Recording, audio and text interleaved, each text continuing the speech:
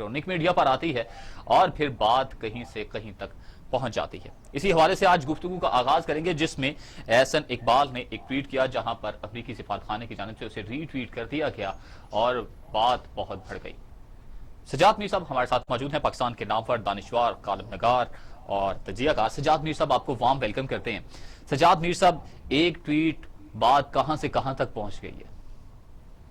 دیکھیں، سفارتی آداب کے مطابق تو یہ بات بڑی غلط ہے۔ یعنی سفارت خانے کسی ملک کی سیاست میں دخل نہیں دیا کرتے۔ بالکل صحیح ہے۔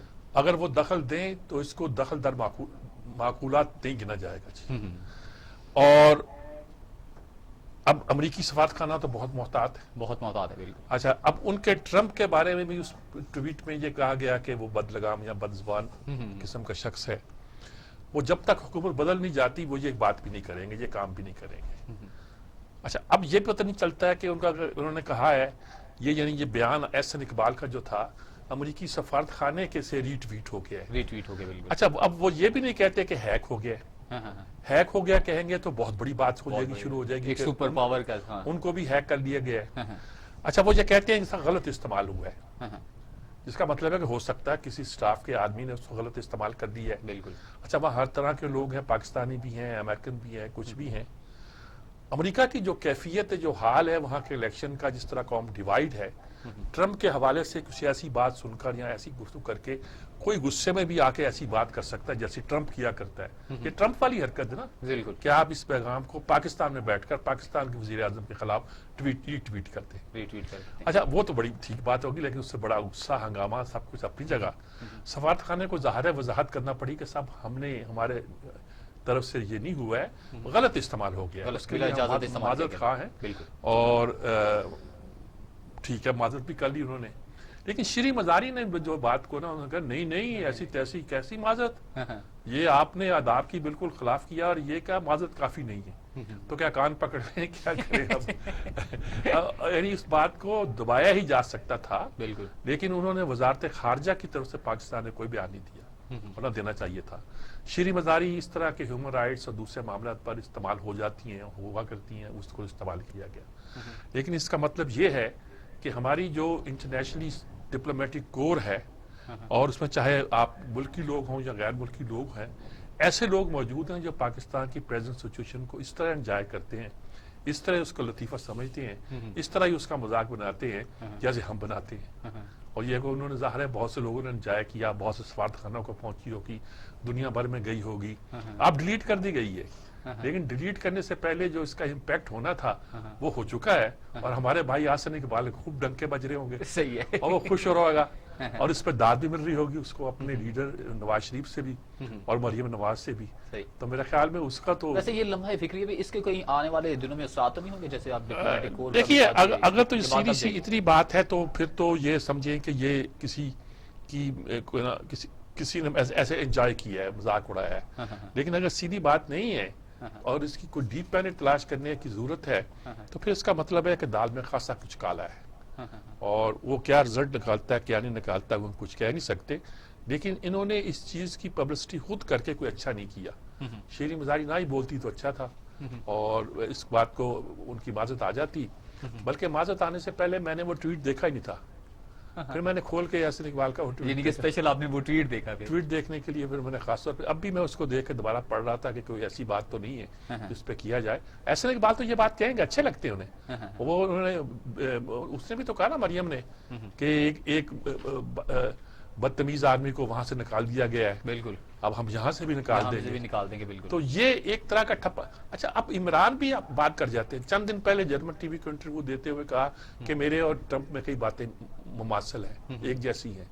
اچھا، یہاں بھی لوگ شروع میں کہتے تھے کہ ٹرمپ اور عمران میں بہت سی باتیں ایک جیسی ہیں، یو ٹرن لیتا ہے، بات مطلب ان کا مطلب جھوٹ بولتا ہے یا یہ کہتا ہے، بہت سی باتیں لوگ کہتے تھے، اور وہ اگر اب خود ہی کہنے لگیں کہ میں ہوں، اب کل کو کہہ دیں گے کہ ہٹلر اور مجھ میں بہت سی باتیں اچھی، میں نے اس کتاب پڑھی ہے صاحب، اس میں بہت ساری باتیں اچھی پوائنٹ بھی ہیں اور مجھ میں بھی ہیں وہ، تو یہ تو دیکھیں نا، یہ اتنا سچ بولنا بھی اچھا نہیں ہو سکتا۔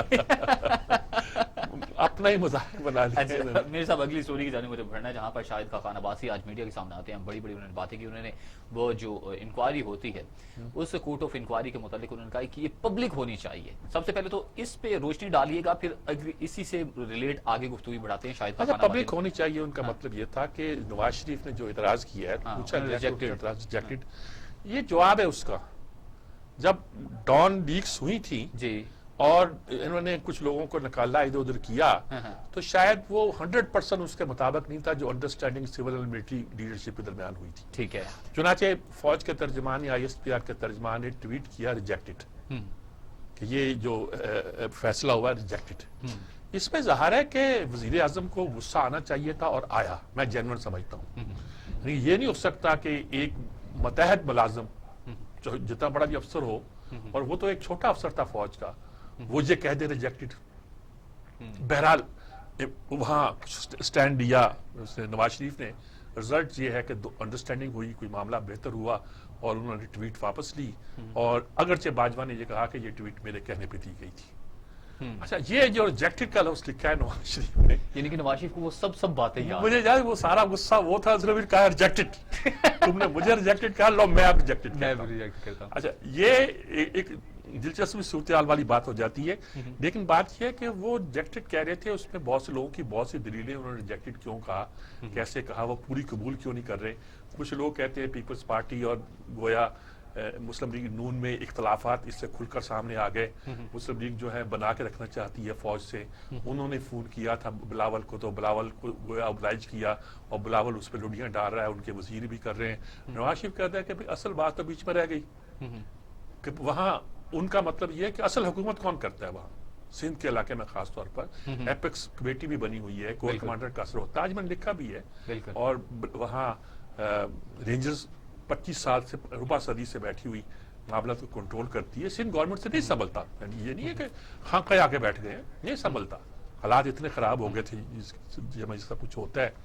लेकिन इस पूरी सूरत हाल में जब ये वाकया हुआ तो किसी ने अपने आप को उसी पे लिया कि कमांड तो हम करते हैं, यानी वो तो IG का तबादला कर दें और उनको कबूल ना हो तो वो तबादला रुकवा देते हैं कोर्ट से।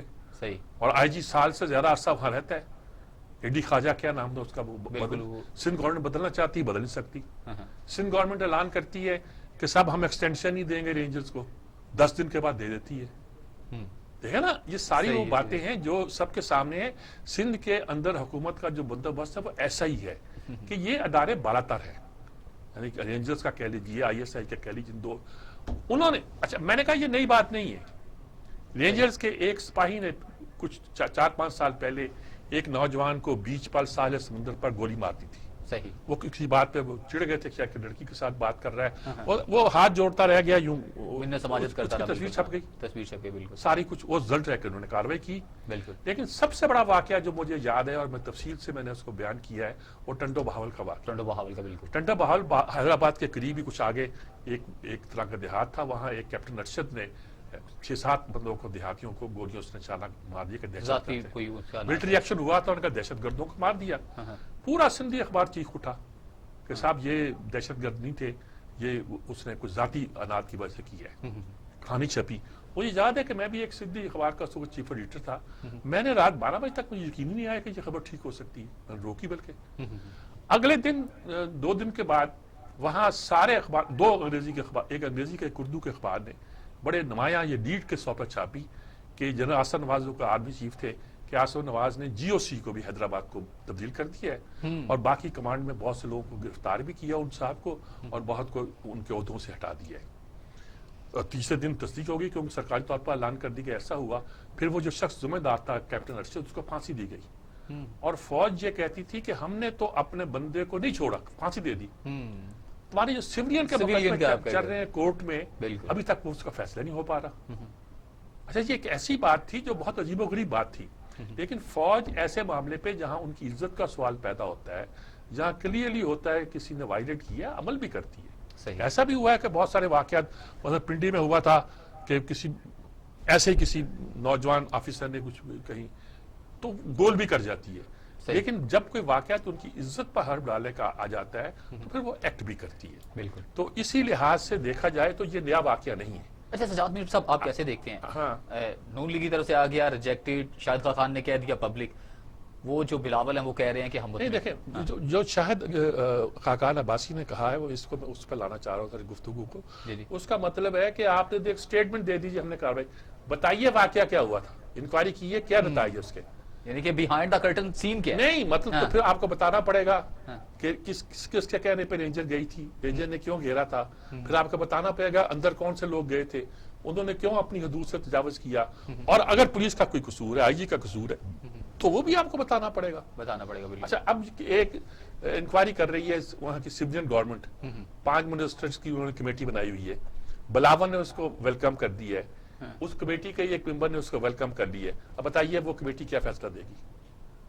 دیکھیں نا ایک عجیب و غریب صورتحال ہے. وہ کہتے ہیں آپ شائع کریں کہ کیا ہوا کیا.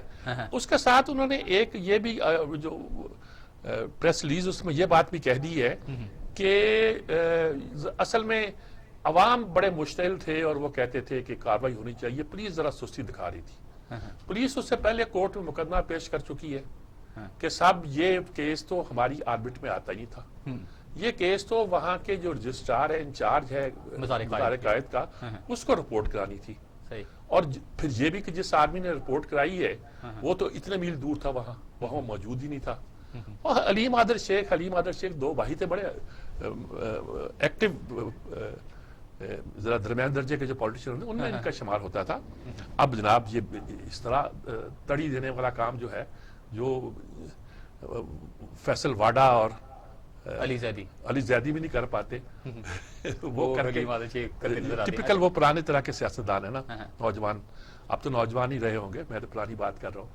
تو اب قصہ یہ ہے کہ اس پوری صورتحال میں شاہد خاقان عباسی نے یہ کہا ہے کہ بھی نواز شریف کی ٹویٹ جو ریجیکٹڈ کہی گئی ہے اس کا مطلب ہے کہ آپ ساری بات چھاپیں کہ کیا کیا ہوا, کیسے کیسے ہوا, اور آپ کی تفتیش کیا, آپ کی تحقیق کیا ہے, اور اس کے نتیجے پر طور پر جو وہاں کا ایک سسٹم بنا ہوا ہے, ایپیکس کمیٹیاں بنی ہوئی ہیں, کیا ان کے زیر اثر لوگوں نے ایسے کیا تھا یا کسی نے ان کو حکم دیا تھا. صحیح. اچھا تو آپ کیا کہتے ہیں, شاہد خاقان عباسی نے ایک طرف تو یہ کراچی واقعے کو رپورٹ پبلک کرنے کا کہا, وہ کہتے ہیں دوسرے جو کیسز چل رہے ہیں ان کو بھی اوپن ٹرائل ہونا چاہیے, ان کو بھی دکھانا چاہیے. وہ اپنے کیس کا ایل پی جی کا کہہ رہے ہیں, وہ بہت کانفیڈنٹ ہے. وہ کہتے ہیں اب قطر والے گیس نہیں دے رہے آپ کو, آپ گئے اور سنا قطر والوں نے کہا کہ چلو لینی ہے تو اب اس سے مہنگی ملے گی. آپ کو دنیا میں گیس اگر چاہیے, ایل پی جی چاہیے, اس کے بغیر آپ کا گزارا نہیں ہے.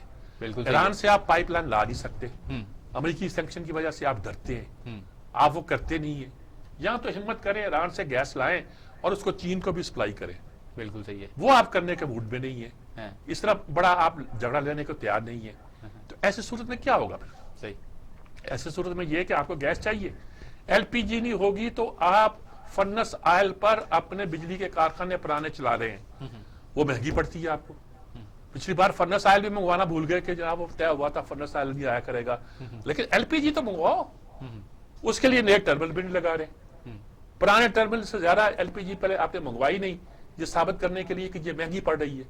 کیونکہ اگر یہ ہے کہ کیپیسٹی سے کم منگوائیں گے تو آپ کو کیپیسٹی کا پرائز دینی پڑتی تھی, اور یہاں پاکستان میں اتنی ضرورت ہے کہ کیپیسٹی سے ڈبل بھی آپ لائیں تو آپ کو ضرورت پڑتی ہے. اب نیا ٹرمینل لگانے کے لیے جو آتا تھا آپ بگا دیتے تھے. اب نیا ٹرمینل 1.5 سال, ان سے 2 سال میں نہیں لگنے گا. ان سے تو پشاور کی کیا ریپڈ بس ٹرانسفر وہ نہیں چلتی وقت پر چلی. ان سے تو اورنج ٹرین جو تھی تیار کھڑی 2 سال کے بعد انہوں نے چلائی ہے. ان سے کیا ہوگا؟ اور ایل پی جی نہیں آئے گی تو بجلی سستی کیسے ہوگی؟ صحیح. او بھائی یہ سب کو معلوم ہے کہ ہائیڈرو پاور سب سے زیادہ سستی ہے پن بجلی, لیکن اس کے بنانے کے لیے 8-9 سال چاہیے آپ کو, بادشاہ بنانے کے لیے 9 سال چاہیے. وہ بھی اگر پیسہ ہو آپ کے پاس. آپ نواز شریف کے پاس بس میں تھا, نندی پور کا بنا دیا اس نے, نیلم جہلم جو ابینڈن ہو گیا تھا ٹیکنیکلی, اس کو چلا دیا. اور کیا کرے, وہ چھوٹے موٹے ہائیڈرو کے انہوں نے بنائے, سورج سے بجلی لینے کا منصوبے بنائے, ہوا سے بنائے. اب یہ سارے ایکسپیریمنٹ ہے نا. صحیح. چین کی مدد سے اٹامک چوتھا پلانٹ بھی لگا رہے تھے. تو جو آسان ترین اور سستا ترین تھا کول کا, اور کہتے ایک تھر کے کول سے, اور تھر کا کول نکالو تو صحیح. سڑکیں تو تم نے اب بنائی ہیں, ہر چیز پہ آپ مین نکالتے ہو.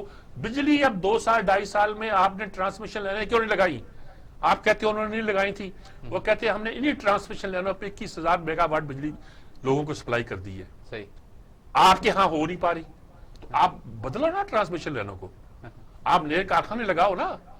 اگر یہی آدھا تو 5 سال کے بعد بجلی کی شارٹیج پھر ایسی ہوگی کہ ہماری انڈسٹری نہیں چلے گی، اور تم کہو کہ مجھے بتایا نہیں تھا، مجھے بتایا نہیں تھا، اس طرح تو نہیں بات بنتی نا۔ اچھا کیا لگتا ہے کہ شاہد خاقان عباسی صاحب اتنے مطمئن کیوں نکلتے ہیں؟ وہ یہ 2-2.5 سال میں انہوں نے جج کر لیا وہ کہ ان کسی کو کھودا پہاڑ ان نکلا کو کنواں؟ شور ہے کہ ایل پی جی میں جو انہوں نے ایگریمنٹ کیا تھا وہ میرا خیال ہے بہت شریف آدمی ہے، بہت اس معاملے میں فیئر آدمی ہے، ان کو یقین ہے کہ میں نے کوئی بےمانی نہیں کی، صحیح، میں نے اس زمانے میں انہوں نے کہا آ کے مجھ سے بات کرو، صحیح، انہوں نے لکھ کے دیا کہ اگر ایل پی جی پر کوئی مقدمہ بنتا ہے تو میرے کسی سٹاف ممبر پر نہ بنائے، منسٹری پر نہیں بنائے، نہ بنائے، مجھ سے بات کریں۔ بالکل ان کو 100 دن جیل میں رکھا، کتنے دن جیل میں رکھا، کوئی بات ہی نہیں کی ان سے، کر ہی نہیں پائے ان سے، تو یہ احتساب اس کا نام تو نہیں ہوتا نا جناب، صحیح، سوچنا پڑے گا۔ صحیح ہے سجاد میر صاحب، اس پہ تو آپ نے پوائنٹ آف ویو دے دیا، مگر آج ایک بڑی ملاقات ہوئی ہے بلاول کی اور مریم کی، جہاں پر چائے پلائی گئی ہے، اس چائے کے پیچھے اصل میں پس پردہ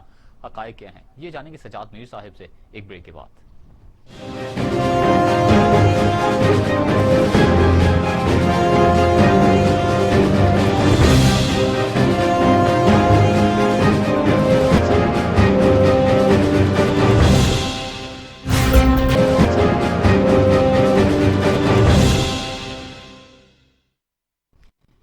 ویلکم بیک۔ سجاد میر صاحب، ملاقات ہوتی ہے مریم اور بلاول کی، کیا دیکھ رہے ہیں؟ پس پردہ کچھ ہے، اور ہمارے ساتھ سلیم بخاری صاحب بھی لائن پہ بھی موجود ہیں۔ ٹھیک ہے، اور وہ موجود ہیں تو میرا خیال پہلے ان سے پیچھتے ہیں، 11 منٹ کی ملاقات ہے، لیکن وہاں انہوں نے 4 گھنٹہ چہل قدمی بھی کی ہے، باتیں کی ہیں، گلگت و بلوچستان کے بارے میں کچھ طے کیا ہوگا، کچھ ملک کے حالات کے بارے میں اشارے دیے ہوں گے، امپورٹنٹ بات ہوتی ہے۔ السلام علیکم سلیم بخاری صاحب۔ وعلیکم السلام سر۔ آواز اٹھائیے گا جی۔ آواز وعلیکم السلام سر۔ کیسے ہیں جناب؟ ٹھیک ہے، خیریت سے ہیں؟ میں بالکل ٹھیک ہوں، آپ بتائیں آپ خیریت سے ہیں؟ اللہ کا شکر ہے، بہت دنوں سے آپ کو تلاش کر رہے تھے، آج بڑی مشکل کے بعد زیر دام آئے آپ۔ جب آپ کا حکم مجھ تک پہنچ جاتا ہے میرے پاس کوئی آپشن نہیں رہتا۔ نہیں، بڑی بڑی مہربانی ہے آپ کی۔ اچھا، ہم گلگت و بلتستان میں مریم اور بلاول کی ملاقات کے حوالے سے بات کر رہے ہیں، اور ساتھ ہم بات کر رہے ہیں اس حوالے سے کہ جو ٹویٹ پہ ریجیکٹڈ کا لفظ استعمال کیا ہے نواز شریف نے، کہ کیا صورتحال دیکھ رہے ہیں ملک کی آپ؟ دیکھیے، پہلی بات تو یہ ہے کہ مریم اور بلاول کی ملاقات جو ہے ایک ایسے ٹینشن کے ماحول میں جہاں الیکشن کیمپین چل رہی ہو، اس میں ایک اچھا شگون، ایک اچھا اومن میں کہوں گا جس کو وہ ہے کہ جو تاثر دینے کی کوشش کی جا رہی تھی حکومت کے مشیروں، وزیروں، ترجمانوں کی طرف سے کہ شاید کوئی بہت زیادہ فاصلے ہو گئے ہیں پی ایم ایل این میں اور پاکستان پیپلز پارٹی میں، خاص طور سے نواز شریف کے بیانیے کا لفظ استعمال کر کے وہ جس طرح کی گفتگو کر رہے ہیں، جی جی، میرے خیال سے یہ اس کی ایک نیچرل نگیشن ہے ٹھیک ہے، کہ وہاں جہاں پر جلسے دھڑا دھڑ ہو رہے ہیں، جہاں پر بہت انگیجمنٹ بہت ہیں، مصروف بھی بہت ہیں، اس میں they made it a point کہ وہ ان کو انوائٹ کریں اور بلاول ان کی چائے کی پیالی کے لیے آ جائیں وہاں پر بیٹھ کے۔ آبویسلی انہوں نے 2-3 چیزیں جو ہیں وہ لازمی ڈسکس ہوئی ہوں گی۔ پہلی بات تو یہ کہ الیکشن میں دھاندلی کے حوالے سے دونوں ہی لیڈر اپنے اپنے جلسوں میں جو کچھ کہہ رہے ہیں، یوں لگتا ہے کہ وہ اینٹیسپیٹ کر رہے ہیں کہ شاید یہ 2018 کا جو الیکشن ہوا ہے اس کا کہیں ریپیٹ نہ ہو، اس لیے کہ بہت سی چیزیں ویسی ہی ہو رہی ہیں جس طرح پی ٹی آئی نے الیکشن سے پہلے، اب کیسے ہوا تھا، کیوں ہوا تھا، وہ ہم سب جانتے ہیں، اسے کہنے کی ضرورت نہیں ہے کہ جو الیکٹیبلز تھے وہ کس طرح توڑ کے دوسری جماعتوں سے لا کے اس میں شامل کرائے گئے تھے۔ یہی حال وہاں پر بھی ہوا ہے کہ چاہے وہ اسپیکر تھے پچھلی حکومت کے نون لیگ کی، چاہے وہ امپورٹنٹ الیکٹیبل لوگ تھے 5-7 کے قریب جو ہیں وہ پی ٹی آئی میں شامل کرائے گئے ہیں، تو بہت سی اور ساری سملیرٹیز ہیں، اور یہ خواہش بھی بہت شدید ہے حکومت کی اور پی ٹی آئی کی کہ وہاں پر حکومت ان کے ہاتھ میں آنی چاہیے۔ آپ دیکھ سکتے ہیں کہ پچھلے 2 سال سے سندھ کی حکومت کو تلچھٹ کرنے کے لیے کیا کچھ نہیں کیا گیا۔ کبھی آرٹیکل 149 کے حوالے سے کہا گیا گورنر رول لگا دیں، کبھی کہا گیا اتحاد کے ذریعے ان کو ووٹ آؤٹ کریں گے، کہیں کہا گیا ایمرجنسی لگا دیں۔ یہ ایک نہیں کچھ درجن بھر کوششیں وہاں ہوئی ہیں اس حکومت کا یعنی تختہ پلٹنے کی، وہ تو سروائیو کر گئی اس لیے کہ Peoples Party grass root level کی پارٹی ہے اس صوبے میں۔ یہی کچھ کرنے کی خواہش بھی ہو سکتی ہے اور کوشش بھی ہو سکتی ہے، تو یہ الیکشن جو ہے اس کے حوالے سے یہ ملاقات میں سمجھتا ہوں بہت اچھا ओमन है। अब आ जाइए जो दूसरा सवाल था आपका, जी। वो रिजेक्टेड के हवाले से। जी जी देखिए, ये नवाज शरीफ साहब ने पहली दफा इस तरह का ना एक्सप्रेशन इस्तेमाल किया है। एक सांस में हुकूमत के लोग कहते हैं कि उनकी तो जी 5 चीफ ऑफ आर्मी स्टाफ से लड़ाई हुई थी, तब तो किसी ने उन्हें गद्दार वतन नहीं कहा था, तब तो उनको ये सर्टिफिकेट जारी नहीं हुए थे, ना ये फतवे जारी हुए थे कि वो राह के एजेंट है, मोदी के यार हैं। तो एक ही सांस में ये कहते हैं, दूसरी सांस में कहते हैं उन्होंने पहली दफा पता नहीं को क़यामत बर्पा कर दी है। नवाज शरीफ का एस्टेब्लिशमेंट के हवाले से पॉइंट ऑफ व्यू आपको भी पता है, मुझे भी पता है, आप उस्ताद है, मेरे उस्ताद की जगह है। ये कोई नई कोई इंकशाफ नहीं है, ये एक पुरानी चली आ रही है रस्म, इसके बावजूद कि वो इजाद जो है वो ज़ियाउल हक के, जनरल ज़ियाउल हक के थे, लेकिन फिर उन्होंने यानी पांसा पलटा कह लीजिए या कहिए कि उनको इनकलाब लाहक हो गया। फिर उन्होंने कहा कि नहीं, एस्टेब्लिशमेंट की सुप्रीमेसी नहीं होनी चाहिए। अब आ जाइए रिजेक्टेड लफ्ज की तरफ। देखिए, पहली बात तो यह है कि हुकूमत ने न सिर्फ ये वावेला बचाया, बल्कि बाकायदा सुबह शाम टीवी प्रोग्राम्स में, प्रेस कॉन्फ्रेंसेस में उनका ये सारा ड्रामा, ऐसा कुछ हुआ ही नहीं। हत्ता के हलीम आदिल शेख जैसे लेवल के लोग आदमी से लेके प्राइम मिनिस्टर तक ने कहा कि this looks like a joke. ये तो था इनका रवैया। अब जब चीफ ऑफ आर्मी स्टाफ से मुतालबा किया बिलावल ने कि जी आप इसकी इंक्वायरी करें, और उसके नतीजे में 2 सीनियर अफसरान को, एक रेंजर के, एक ISI के, को हटा दिया गया है, that means the basic facts of the case are there. तभी तो ये फैसला हुआ ना कि उनको उन पदों से हटा के वापस बुला लिया जाए और फर्दर डिपार्टमेंट एंड इंक्वायरी हो। तो मुझे तो ये समझ में नहीं आती कि ये क्या सोचते हैं कि जब ये बात कर रहे होते हैं, ये इनको ये याद ही नहीं होता कि कभी ना कभी हकीकत सामने आ जाएगी। जहां तक नवाज शरीफ का ताल्लुक है, वो क्या कह रहे हैं, उन्होंने रिजेक्ट करने का जवाब पेश किया। उसने कहा उन्हें यूं लगता है कि ये स्केप गोट करेंगे जूनियर लेवल के लोगों को, जबकि डिटर्मिन ये करना चाहिए कि इतने बड़े फैसले का, इतने बड़े एक्शन का फैसला किसने किया। ठीक। तो मैं समझता हूं कि उनके बयानिए की रूह के मुताबिक और उनके स्टांस के मुताबिक उन्होंने इस रिपोर्ट को रिजेक्ट किया है। This is with in his right as a politician. और दूसरी बात ये हम भूल जाते हैं कि एस्टेब्लिशमेंट कैसे, माइंडसेट कैसे काम करता है, नवाज शरीफ से ज्यादा कौन जानता है ये। उसने अपनी 3 हुकूमतें भी गंवाई हैं, वो आया भी एस्टेब्लिशमेंट के जरिए ही था। तो उसके रिजेक्ट करने के पस मंजर में उसकी कोई ना कोई स्ट्रेटजी है जरूर। बहुत शुक्रिया सलीम बुखारी साहब, बहुत क्लैरिटी के साथ आपने बात को वाज़ेह कर दिया। बहुत शुक्रिया आपका, बहुत शुक्रिया। ये हमेशा बहुत आर्टिकुलेट होते हैं हमारे सलीम बुखारी साहब, जब बहुत आर्टिकुलेट होते हैं, बड़ी वजाहत के साथ उन्होंने सारी सूरत हाल को वाज़ेह किया है। उन्होंने कहा कि नवाज शरीफ जो बात कहना चाहता है, वो कहता है कि एस्टेब्लिशमेंट कैसे वर्क करती है, वो उसको अनफोल्ड करना चाहते हैं। सही। बहरहाल अल्लाह करे कि मामला ठीक रहे और सारी बात जो है। गिलगित बल्तिस्तान के इलेक्शन को देखा जाए, इसके मुल्की सियासत पर भी असरात होंगे? जी, ये तो जरूर पड़ते नजर आते हैं। अब हो सकता है कि इस वक्त PTI सबसे ज्यादा सीटें ले ले, लेकिन नंबर 2 उसमें गिनी जाती है पीपल्स पार्टी, मुस्लिम लीग, और फिर वो फजल रहमान साहब की इस्लाम और आज़ाद उम्मीदवार भी खासे वहाँ जीत सकते हैं। अगर वो सारे मिल जाएं और इकट्ठे हो जाएं, अगर उनको इकट्ठा ना किया जाए PTI के गिर्द, और वो खुद इकट्ठे हो जाएं और हुकूमत बना लें, तो और इनकी हुकूमत बन जाए तो कितना एक सिचुएशन पैदा हो जाएगी। अपसेट आप इसे कह सकते हैं? अपसेट ज्यादा नहीं मैं कहता, मैंने कहता हूँ कि फिर अपसेट नहीं होगा सेटअप होगा इनका। तो फिर अगर ये हुकूमत बन जाती तो उसके असरात मुल्की सियासत भी पड़ेंगे, PDM की स्ट्रेंथ पर ही पड़ेंगे, स्ट्रॉन्ग भी होगी। लेकिन ये भी अब ये ख्वाब है, क्योंकि ऐसे मौक़ों पर ये होता है कि फिर वो कुव्वतें काम करती हैं जो लोगों को जो है ना अपने ट्रैक पे रखना चाहती हैं। मैं ज्यादा नहीं कहना चाहता, पहले बहुत बोल चुका हूँ। सही। तो मैं अच्छा चले अब बात को गुफ्तगू थोड़ा सा आगे बढ़ाते हैं। आप क्या देखते हैं कि बिलावल और मरियम ये बड़े पुरुम्मीद नजर आ रहे हैं, जनवरी में दिसंबर में हुकूमत को जाता हुआ देख रहे हैं, क्या वजह है? अभी तो अंदर की कहानी का मुझे भी नहीं पता, लेकिन ये कि इस्लामाबाद वाले हल्के तो यही कहते हैं कि हुकूमत का चलचलाव है। और मैं ये कहा करता हूँ कि इस्लामाबाद हल्के की जो अफवाहें भी होती हैं, कभी कभी वो सच साबित हो जाती हैं। यही था कि 12 अक्टूबर को कुछ होने वाला है, और ये किसी को पता नहीं था कि इन्होंने हटाना है, ज़ियाउद्दीन लगाना है, और उसकी जगह से फिर मुशर्रफ ने बगावत करनी है। वो कहते थे ना भी होता तो उसने करनी थी कुछ ना कुछ, दिन तय था। کچھ اور بھی غلام اسحاق خان کے زمانے میں بے نظیر جب جا رہی، سب کو پتا تھا بے نظیر جا رہی، ہم ہی بے خبر تھے.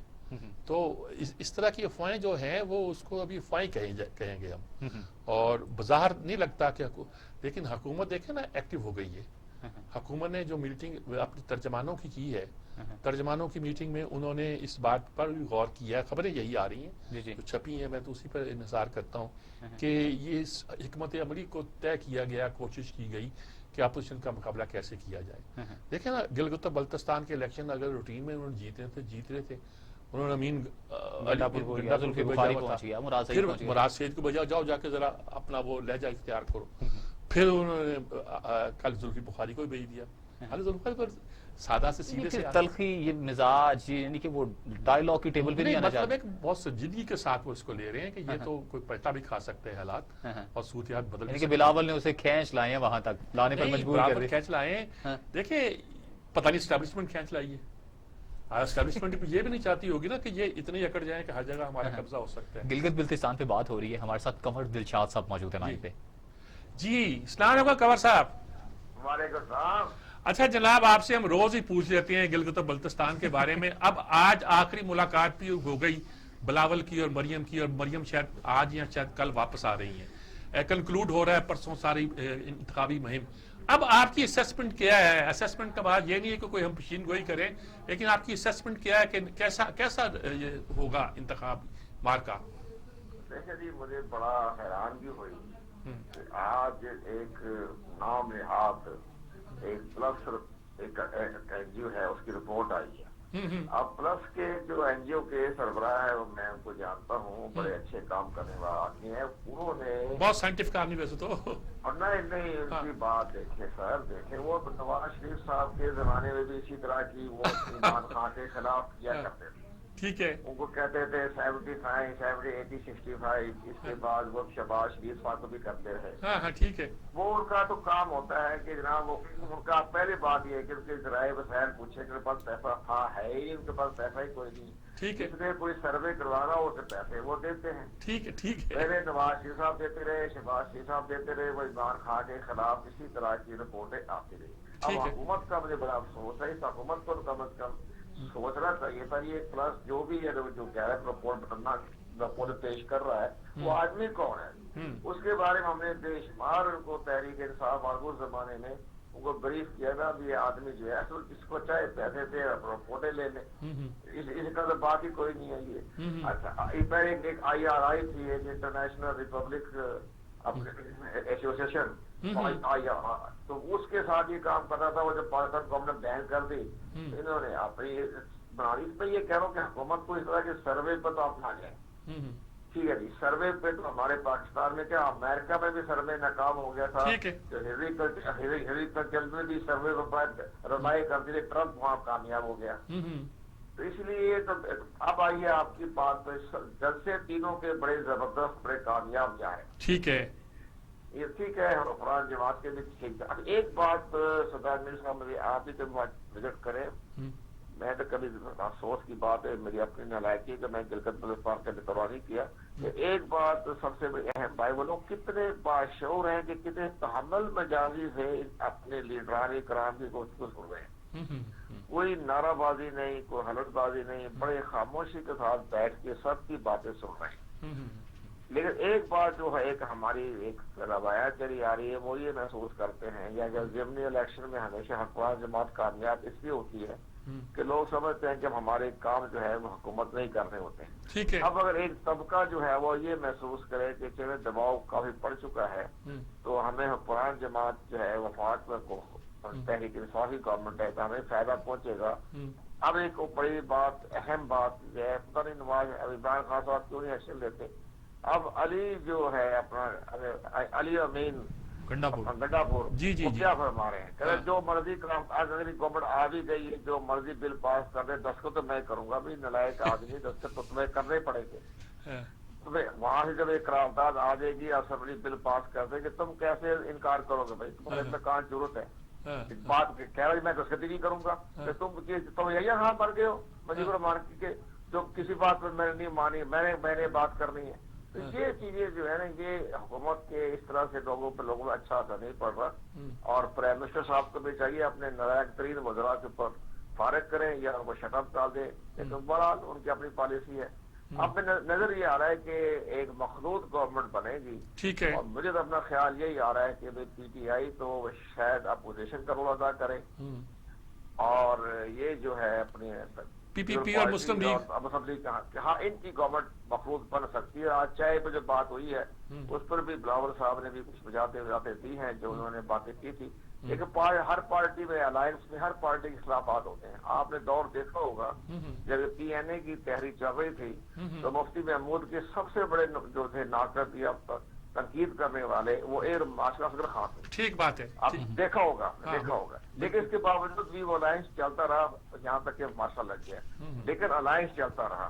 تو اس طرح کی الائنس میں اس طرح کے خیالات بدلتے رہتے ہیں، لوگ اپن دیکھتے بھی رہتے ہیں، اس پہ کا مطلب یہ نہیں ہوتا کہ وہ اتحاد ٹوٹ گیا یا دراڑیں پڑ گئیں۔ یہ اس طرح کے نعرے جو ہے ہم ایوب خان سے لے کر آج تک سنتے آ رہے ہیں، اور ہمیں تحریک انصاف کی توقع نہیں تھی کہ وہ انہی نعروں کو لے کے آگے چلے گی۔ تو بہرحال معاملہ نظر یہی آ رہا ہے کہ مخلوط حکومت کو خطرہ یہ ہے کہ شاید وہ ان کو اپنا پوزیشن کا رول ادا کرنا پڑ جائے، کیونکہ حالات ایسے بدل رہے ہیں پاکستان کے بھی، مہنگائی کے بھی، ہر طرح کو دیکھتے ہوئے لوگوں کو نظر آ رہا ہے کہ ہم ایک ایسا ایک سسٹم لے آئیں۔ انہیں یہی پتا چل رہا ہے کہ شاید اگلے چند مہینوں میں وفاق میں بھی کوئی تبدیلی آ جائے تو وہ بھی گلگت بلتستان کے نوجوانوں کے اندر ایک بڑی گہری سوچ پیدا ہو رہی ہے، اور ایک بڑی اہم سوچ یہ ہے کہ اگر اس وقت گلگت بلتستان کا جو نوجوان طبقہ جو ہے وہ ہمیں بھی رابطے میں رہتے ہو بھی، وہ پیپل پارٹی کے ساتھ وہ زیادہ ان کی خواہشات ہیں یا زیادہ ان کی ہمدردیاں ہیں،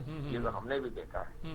تو وہ ہمارے ساتھ جو نوجوان ہیں ملتے رہتے ہیں، بڑے بڑے زبردست لڑکے نوجوان ہیں، وہ کہتے ہیں ہمیں زیادہ ہم کمفرٹیبل جو ہیں وہ مسلم لیگ کی بجائے ہم پیپل پارٹی کے ساتھ ہیں۔ بہرحال دونوں کا مقابلہ جو ہے وہ سخت ہو جائے گا، نوجوانوں کی باتیں غلیظی ہوتی ہے، وہاں ایک مجموعی شعور پیدا ہو رہا ہے، وہاں قبائلی سسٹم ہے، لوگ بیٹھیں گے سوچیں گے کہ ہم نے کس کو ووٹ دینا ہے۔ تو لیکن میرا نظر یہ آ رہا ہے کہ شاید ان کی حکمران جماعت کے وزراء کی باتوں سے وہ اتنے زیادہ مطمئن نہیں ہوئے۔ گلگت بلتستان کی عوام جو بہت باشعور ہے اور محسوس کر رہے کہ ان کے نعرے ویسے چل رہے ہیں جیسے آپ پہلی حکومتیں میں ہوتے تھے۔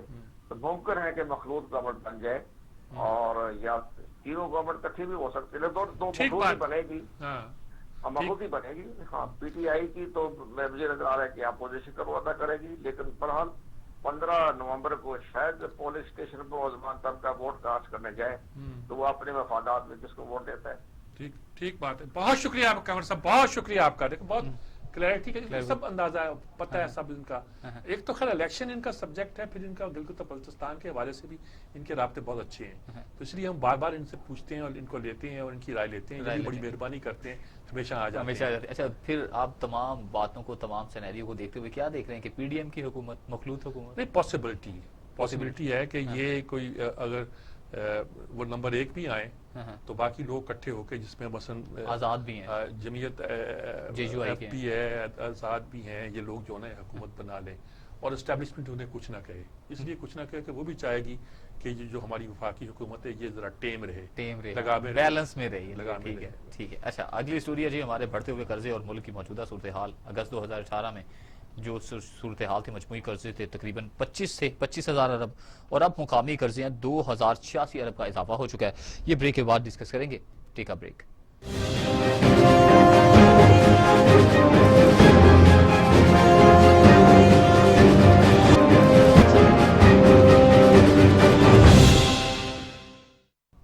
Welcome back. بریک پر جانے سے پہلے ایک سٹوری چھوڑ کر گئے تھے کہ ملک میں بڑھتے ہوئے قرضے اور ملک کی موجودہ صورتحال اگر دیکھا جائے، قرض لیے گئے جو موجودہ حکومت کے 2 برسوں میں کوئی میگا اسکیم نہیں آئی، سبسڈی ہے وہ ختم کی جا رہی ہے، اشیاء خورنوش کی قیمتیں ہیں وہ بھی اڑان بھرے ہوئے ہیں اور اوپر سے اوپر ہی جاتی ہی نظر آ رہی ہیں۔ یہ شاید یہی تبدیلی ہے، اسی تبدیلی کا یہ ذکر کرتے تھے، اب یہی کہا جا سکتا ہے اور تو کچھ بھی نہیں۔ اگر کچھ فیکٹس اینڈ فگر کی بات کی جائے تو ماہ اگست میں وفاقی حکومت کے قرض میں 104 ارب روپے کا اضافہ دیکھنے میں آتا ہے، جو کہ ریکارڈ سطح پر ہے۔ سجاد میر صاحب، قرض ہیں، لیے جا رہے ہیں، نہ کوئی میگا اسکیم ہے، نہ اس حکومت کا دعویٰ یہ ہے کہ ہم نے جو ہے پرانے لوگوں نے قرضے بہت دیے ہوئے تھے، اچھا وہ کہتے ہیں جی ہم نے قرضے لیے تھے اور قرضے لے کر ہم نے یہ بجلی کے کارخانے لگائے ہیں، ہم نے یہ موٹر وے بنائے ہیں، ہم نے سڑکیں بنائی ہیں، ہم نے ڈیم بنائے ہیں، جیل بھی بنایا فلاں، ہم نے موٹر یہ اورنج لائن بنائی ہے، کراچی کی بھی جو کیا ہے یلو لائن وہ بھی تیار کی ہے، ہم نے کام کیا ہے، نظر آتے ہیں کہ قرضے جس پہ لگے ہیں۔ آپ نے کیا کیا یہ بتائیں؟ وہ کہتے ہیں ہم نے پرانوں کے قرضے ادا کیے۔ یہ اعداد و شمار یہ بتاتے ہیں کہ انہوں نے 1400 بلین کے قرضے لیے اور جو ادا کیے ان کے دعوے کے مطابق 10,000 بلین ہے، تو باقی 4 باقی کہاں گئے کہ لگائے؟ پتہ چلے نا ذرا۔ اس کا مطلب یہ ہے کہ ملک کی معیشت جو ہے قرضے کے لینے کے بغیر وہ اچھا اس کے باوجود آپ کی جو شرح نمو ہے وہ مائنس پہ ہے۔ انہوں نے تو 6%، 5.5%، 6% شرح نمو دی تھی۔ قرضے لے کر انہوں نے ترقی کی رفتار کو تیز کیا تھا، لوگوں کے لیے نوکریاں پیدا ہوئی تھی، لوگوں کے لیے ملازمتیں پیدا ہوئی تھی، لوگوں کا لیے مہنگائی کا خاتمہ ہوا تھا۔ آپ نے کیا کیا؟ ساورین قرضے جو ہوتے ہیں یعنی جو ریاستیں لیتی ہیں وہ میرے اور آپ کے لیے وہ قرضوں کی طرح نہیں ہوتی۔ قرضوں پہ تو امریکہ چل رہا ہے، 1700-1800 بلین ٹریلین اس کی جی ڈی پی ہے اور 2300 ٹریلین اس نے قرضہ لے رکھا ہے، جسے کہتے ہیں کہ نا ٹریجر بل، چین سے لے رکھا ہے، جاپان سے لے رکھا ہے۔ دنیا کی معیشت اس طرح چلتی ہے۔ ہم نے جو قرضے اب وہ ہم کہتے ہیں کہ آپ نے قرضے جو لیے قرضے بڑھا دیا، آپ نے قرضے بڑھا کے کیا اور کہیں ڈالر کی قیمت بڑھ گئی تھی، ڈالر کی قیمت آپ نے بڑھائی ہے نا، خود تو نہیں بڑھ گئی۔ وہ تو کہتے ہیں عارضی طور پر انہوں نے رکھی ہوئی تھی، تو آپ بھی عارضی طور پر رکھ لیتے۔ اگر عارضی طور پر رکھنے سے آپ کے قرضے کم رہتے ہیں تو آپ رکھ لیتے، اگر عارضی طور پر رکھنے سے مہنگائی نہیں ہوتی تھی آپ رکھ لیتے۔ صحیح، وہی اس کا بینیفٹ تھا نا۔ آپ کہتے ہیں ایکسپورٹ بڑھتی ہے، اس سے کتنی بڑی ہے؟ آپ کہتے ہیں امپورٹ ہم نے کم کر دی ہے، کیوں کم کر دی؟ کیوں کم کر دیا؟ یعنی آپ نے امپورٹ اس لیے کم کی ہوگی کہ آپ تیل نہیں لے رہے کیونکہ آپ کے کارخانے نہیں چل رہے، آپ نے اس لیے کر دی کہ آپ را مٹیریل نہیں لے رہے، را مٹیریل پھر چاہیے ہوتا ہے جب کوئی انڈسٹری کام کر رہی ہے، بالکل آپ نے اس لیے کی ہوگی کہ آپ نے نئے کارخانے نہیں لگائے جہاں کے لیے آپ کو مشینری چاہیے تھی، اس کے لیے پیسے چاہیے تھے۔ صحیح، آپ نے ان کاموں جب کام نہیں کیے اور قرضے ان کے لیے امپورٹ کے لیے پیسہ خرچ نہیں کیا تو یہ کوئی پازیٹو بات تھوڑی ہے۔ صحیح، انرجی پر انویسٹ کرنا، اگر آپ گیس پٹرول یہ سب چیزیں لیتے ہیں تو اس کا مطلب یہ ہوتا ہے کہ آپ کے یہاں ترقی ہو رہی ہے، ترقی کی رفتار بڑھ رہی ہے۔ صحیح، ایکسپورٹ وہی 25 نہیں 26 ہو جائے گی۔ صحیح، اور لوگوں کو جو اچھا آپ نے جن چیزوں کو روکا ہے کہ ملک میں نہ آئے اس سے فائدہ کیا ہوا؟ آپ کو گندم آپ منگوا رہے ہیں، چینی آپ منگوا رہے ہیں، آپ نے روک دیا کہ ٹماٹر ادرک پیاز نہ آئے، ٹھیک کیا، اچھا کیا، ٹھیک ہے، اگائے تو صحیح نا آپ یہاں، پالیسی تو ایسے بنائے نا کہ جہاں اگے، ہماری جو خالی زمین آپ کو نظر آتی ہے وہاں اگا دے ادرک۔ صحیح، کہ بہت زیادہ زمین پیاز اگائے، اگتا تھا ہمارے یہاں یہ، ہم کبھی ملک سے باہر نہیں آتا تھا۔ 8-10 سال پہلے ہمارے تاجروں نے ایک نیا کام شروع کر دیا تھا کہ باہر سے چیزیں منگوانی ہے، صنعت کاروں کو، ہمارے کاشتکاروں کو یہ بات سمجھ نہیں آئی۔ بالکل، تو میرا خیال میں یہ ساری وہ بات ہے جس پہ ہمیں غور کرنا چاہیے، نعروں سے بات نہیں بنے گی۔ صحیح، ایک زرعی ملک ہوتے ہوئے جب یہی چیزیں باہر سے منگوانی جائیں تو پھر آٹومیٹکلی کاشتکار بھی پریشان ہوگا۔ اچھا، دوسری سٹوری جو آخری سٹوری ہے، بالکل مختصر سا اس سے پوائنٹ آف ویو لینا چاہوں کہ وقت بڑا قلیل ہے۔ کورونا کی دوسری لہر ہے، حکومتی جو پالیسیز ہیں کتنی کارگر ثابت ہوں گے؟ دیکھیں یہ تو پوری دنیا میں یہی ہو رہا ہے کہ جہاں ضرورت پڑتی ہے اسمارٹ لاک ڈاؤن کر دیتے ہیں، مائکرو اسمارٹ کر دیتے ہیں، ان علاقوں کو روک دیتے ہیں۔ اللہ کرے اسی سے گزارا ہو جائے، صحیح، اسی سے کام چل جائے، اب بحث کی ضرورت نہیں ہے۔ بالکل، ہماری جو کمانڈ اینڈ کنٹرول اتھارٹی ہے نا وہ زیادہ تر ہمارے فوجیوں پر مشتمل ہے۔ صحیح، اسد عمر اس کی صدارت کرتے ہیں، سیلین کو بٹھا رکھا ہے، ایک جنرل ادھر بیٹھا ہوتا ہے، ایک جنرل ادھر بیٹھا ہوتا ہے، باقی لوگ بھی ہیں۔ انہوں نے سائنٹیفکلی کام کیا ہے، صحیح، اور WHO کی جو فائنڈنگز ہوتی ہیں اس کے مطابق بات کو آگے چلاتے ہیں۔ صحیح، اب ہمیں اس پہ سیاست کرنے کی بجائے بہت سنجیدگی کے ساتھ اس کو امپلیمنٹ کرنا چاہیے۔ ان قوانین کو جو ضرورت پڑتی ہے، جہاں زیادہ لاک ڈاؤن کی ضرورت ہے زیادہ، جہاں کم ہے وہاں کم، لیکن سوشل ڈسٹینسنگ جو ہے وہ بہت ضروری ہے، بالکل، اور یہ مثلا ماسک پہن کے جانا آنا یہ بھی بہت لازمی ہے۔ صحیح ہے، آپ کو پتہ ہے کہ یہاں سے جب باہر نکلتے تو ہم ماسک پہن لیتے ہیں، بالکل اسی طرح۔ تو یہ ساری چیزیں ہیں جو ہمیں کرنی پڑے گی اور انشاءاللہ حالات بہتر ہو جائیں۔ صحیح ہے، انشاءاللہ جی۔ اچھا، کلوزنگ ریمارکس میر صاحب؟ کلوزنگ مارکس پر یہی ہے جی کہ وہ ایک ٹویٹ نے ہنگامہ کر دیا تھا، اور اب گلگت و بلتستان میں زیادہ تپش بڑھ گئی ہے، اللہ کرے گا سب چیزیں بہتر ہو جائیں گی۔ الہی آمین جی، بہتر ہو جائیں۔ پروگرام کا وقت اس کے ساتھ ہی اپنے اختتام کو پہنچا، اپنے میزبان جواد باقی کو دیجیے گا اجازت۔ اللہ نگہبان.